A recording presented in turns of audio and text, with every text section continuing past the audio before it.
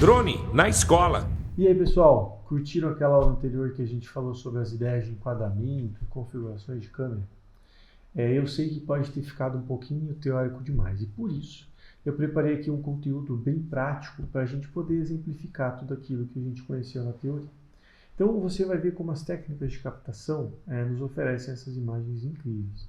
E já é você que vai ter o seu próprio banco de imagens, né? Mas enquanto isso, a gente vai fazer esse exemplo usando imagens que a gente encontra por aí do pessoal utilizando o drone para essas captações de imagem. Então assim, vamos primeiro ver esse vídeo como se aplica então a regra dos terços. Lembra como é? A ideia por trás da regra dos terços é posicionar os elementos chaves da cena nos pontos de interseção dessas linhas, que são imaginárias, ou então ao longo delas. Esses pontos de interseção são chamados pontos fortes ou pontos de interesse. Dá uma olhadinha na tela para você entender na prática como fica essa divisão em 9 partes iguais e aí onde ficam os destaques, ou seja, onde ficam esses pontos de interesse.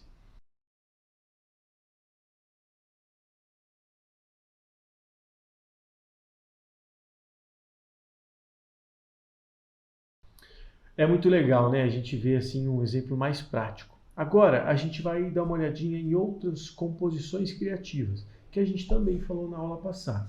Começando pela ideia de enquadramento apertado, ou seja, você pode notar que o assunto ocupa uma grande parte do quadro.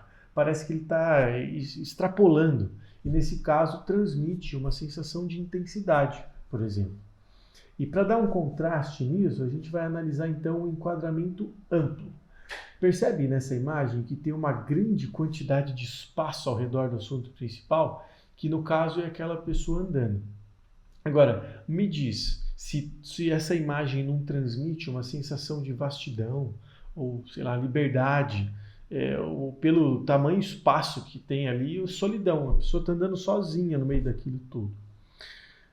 Um outro contraste que eu achei legal a gente trazer aqui é do enquadramento simétrico em comparação ao assimétrico.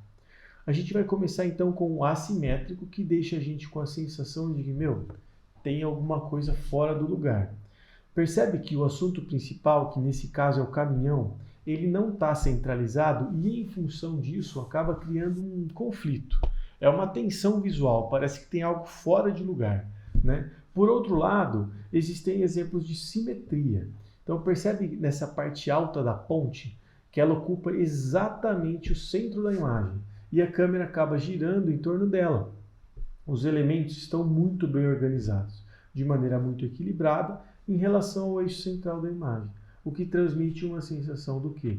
De harmonia, de ordem, estabilidade, né? É tudo muito organizado, assim, né? Muito bonito. Então, assim, na prática, você viu como essas orientações elas podem se aplicar, né? Eu espero, então, que você tenha gostado dessa aula, que é um pouco mais prática, traz essa visão teórica aplicada, né? E que as imagens de vocês possam ficar tão boas ou melhor, ainda melhores do que as que eu trouxe aqui. Então, pessoal, é isso, né? Obrigado, até a próxima aula, a gente se vê já já.